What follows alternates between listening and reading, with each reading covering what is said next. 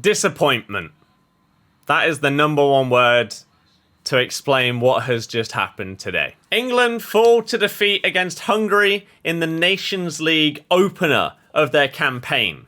The first time we've lost to them in 15 matches stretching back to 1962. And so questions are being asked about the system, about the manager, about the players. Are we wasting our talent by playing a 5-at-the-back system under Southgate? Is he scared to take risks? And is he underutilising talents like Grealish? If you look at the stats of today's game, then the stats were pretty even. Shots very close, possession under 60%. Considering this is supposed to be the easiest team in the group for England, this is a big disappointment. It's a game away from home, yes. However, it's not as if it was the most intimidating crowd. This match was supposed to be played behind closed doors. However, a FIFA ruling allows school children to go. And so there were basically 40,000 fans that were school kids and then accompanied by adults who booed the kneeing before the game as well. One positive that we have to take from today's game is that we saw two new debutants for England, James Justin of Leicester and Jarrod Bowen of West Ham. Justin was playing left wing back in a formation that looked like it was something like a 5-2-2-1,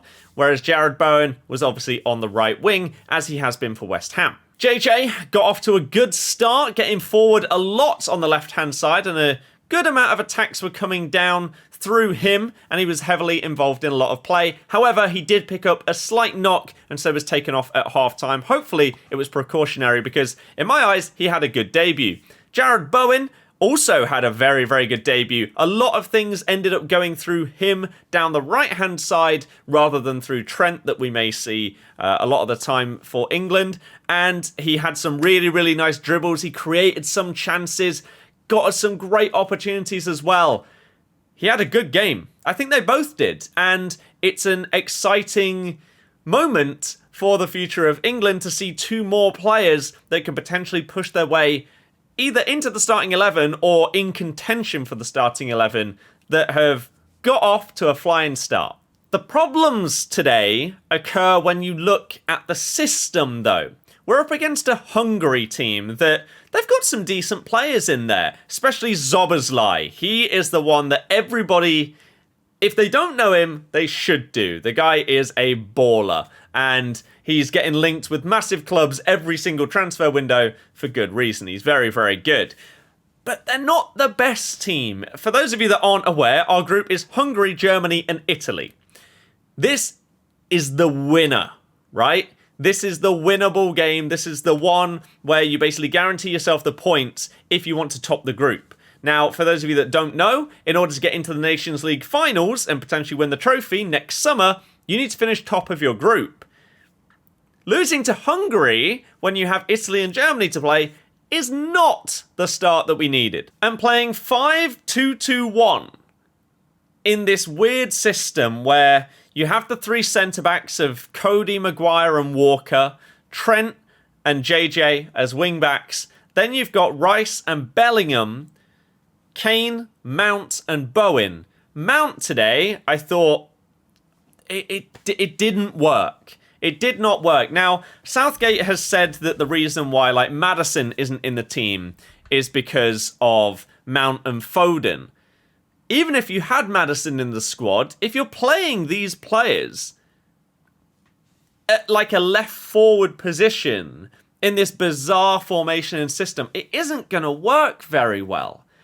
So Mount struggled. I thought Bellingham struggled today. A lot of the time, our players seem to just play it way too safe and receive the ball in a decent position, and instead of turning and then trying to play it forward again, they'll instantly pass it backwards. Or maybe not instantly, but they'll have a little look. Oh, no, I'm going to be boring. I'm going to go back. So incredibly infuriating to watch. And personally, as a Leicester fan, it's sadly very reminiscent of the way that we play club football a lot of the time as well. You just have players that are scared to take risks, and it's incredibly annoying to see. Now, we all know that Southgate loves this system. He loves his 5 at the back, right? We see it against everyone. We could be playing against San Marino. We'll play 5 at the back. However, later in the game, we switched to more of a 4-3-3. And JJ got subbed off at half-time because of his slight knock for Saka, who ended up playing left wing-back. We then had subs of Trent for Reece James. John Stones came on for Kyle Walker. And Grealish came on for Mount. So we ended up with... Oh, and Calvin Phillips also came on. And I can't even remember who for. Connor Cody. So we had a midfield of Rice, Phillips, and Bellingham. And Bellingham was pushed a little bit further forward. Maybe further than like an 8. Not quite a 10, but just behind that. Now, that's where, surely, you want your Mason Mount or your Foden or your Maddison type player. So, I don't really understand why we changed the system and then didn't move Mount in there. It was really, really weird. But Reece James came on and within 5 minutes gave away a penalty. A long cross came from the right-hand side all the way to the back post. He actually dealt with it rather well. He cushioned it down to Pickford, who looked like he was comfortably going to get it and hoof the ball clear. But he didn't look super confident in his own pass back to the goalkeeper, and so sticks out an arm, ends up going into the attacker's sort of like this area here, and just barged him like that, and he ends up going down and gets the penalty. It's coolly slotted away by Szoboszlai. Pickford goes the right way, can't get close to it. It's just a really, really solid penalty. Great power, great direction. Nothing you can do as a goalkeeper. No complaints there. But a sloppy one to give away, and it kind of summed up the performance. A lot of the touches from players today just weren't quite good enough. The passing just wasn't clean. Final decision making, not great. But it's very interesting to see that for once, Southgate decided to then switch to 4-3-3 at the end with Grealish, Bowen, Kane as a front three. Why do we not start in a more attacking sense? And then potentially, if you get like 2 goals up, sure, then you can go back to your safe system, try and protect the ball a bit more, keep possession, and see the game out. Game management, it's great. It's what all the best managers and teams in the world do. Other than us, apparently. So my question to you is as follows. Is Southgate the one? Or has he run his course? Obviously, we got to a World Cup semi-final. We had a relatively easy run. We then got to the final of the Euros, and we were a couple of penalties away from winning the tournament. So, is it too harsh to judge him off of this one game against Hungary? Or did we get lucky in the tournaments and a better manager would have won us at least one of those? I'm very interested to know what you guys think, because there is a lot of contentious discussions around Southgate, his system, his tactics. He seems like a manager that is afraid to take risks. And unfortunately, that most of the time doesn't really win you titles or trophies. You need to have that like plan B or whatever it may be to shake things up. But for some reason we decide to play the same system in every game, regardless of whether it's working or not. And it's just... it feels like we are wasting what could be a golden generation for England here.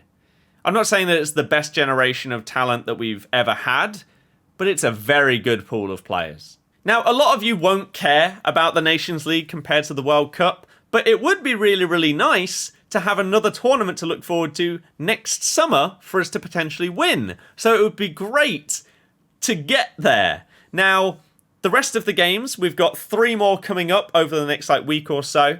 And then the other 2 remaining games are late September. So we still have an opportunity. Italy, Germany play later tonight. If they draw, then it would be okay for us. Because if Italy and Germany then both beat Hungary and we can get a result against both of those, or either of them, then we're in a better position. So all is not lost, right? There is still hope.